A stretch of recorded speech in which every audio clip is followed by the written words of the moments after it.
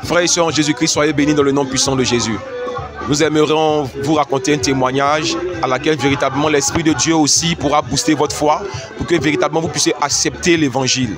Lorsque nous prêchons dans la rue, lorsqu'on intervient dans la rue, tu entends la bonne nouvelle de l'Évangile. C'est une parole d'esprit. La Bible dit que sa parole est vivante, sa parole est efficace, plus tranchante qu'une épée à deux tranchants qui sépare moelle et jointure, âme et esprit. Et lorsque tu entends la bonne nouvelle de l'évangile dans la rue, ne banalise pas, parce que l'habitude est une seconde nature. On était frères et sœurs au CHU de Cocody, et bizarrement nous sommes allés par rapport à une sœur pour prier pour une sœur. Et Dieu qui est bon, Dieu qui est amour, qui nous a envoyé en mission dans ce lieu-là, nous a fait grâce de rencontrer une expérience extraordinaire. Frères et sœurs, c'est une expérience tragique, mais pour nous, c'était une expérience qui parle aux âmes. Nous étions assis au balcon, frères et sœurs. Lorsqu'on était assis au balcon, on parlait de Christ. Moi et le frère Isaac, on était en train de méditer un peu sur des paroles de Christ et tout et tout. Et voici qu'une chambre était ouverte. Et il y a un monsieur, un patient, qui était couché sur oxygène. Écoutez-moi très bien. Un patient qui était couché sur oxygène, qui a enlevé l'oxygène, qui n'était plus à l'aise, et qui a quitté la chambre là où il était d'hospitalisation pour arriver au balcon. Et bizarrement, nous étions les seuls assis au balcon. Lorsqu'il nous a vus, il a crié: pourquoi je n'arrive plus à respirer bien? Est-ce que cela est normal? Pourquoi j'arrive plus à respirer? L'Esprit de Dieu nous a en même temps sur le champ emmené vers lui. On est allé vers lui, parler au frère, dire au frère qu'est-ce qui ne va pas. Comme ça, il dit qu'il n'arrive plus à respirer, il n'est pas à l'aise, il n'est pas normal. Est-ce que tout cela est bien bon? Il n'arrive pas à respirer. Lui, moi et le frère Isaac, on est rentré dans sa chambre. On s'est aperçu, frère, qu'il vivait sur oxygène.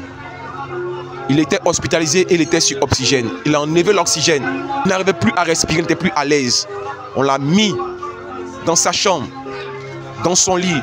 L'Esprit de Dieu nous a amenés à prier avec le frère. D'abord la repentance.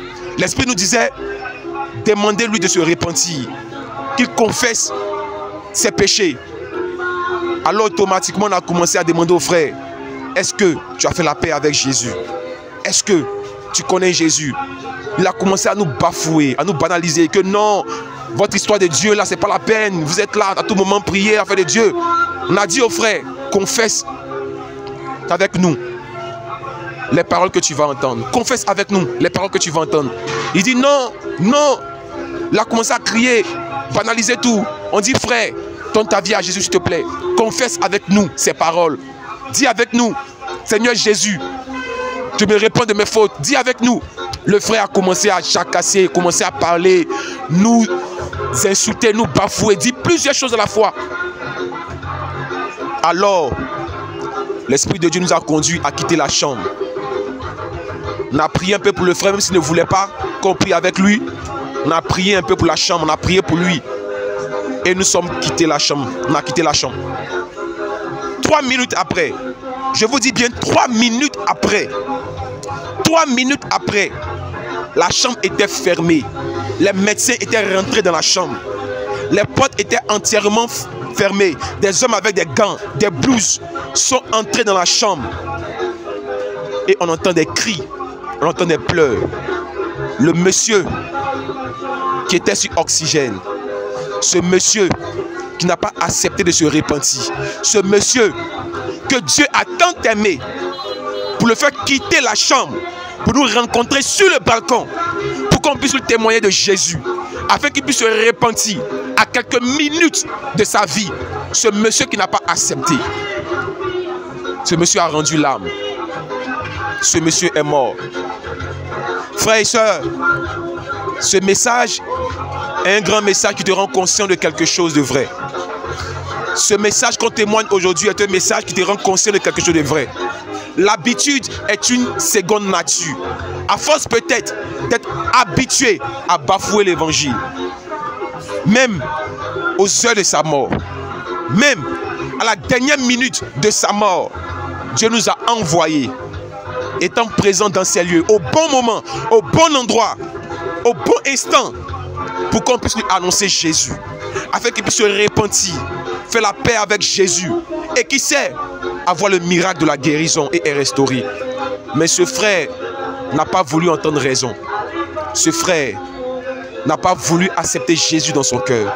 Ce frère n'a pas voulu entendre les mots de repentance. Au point où quelques minutes, quelques instants plus tard, ce frère a perdu la vie.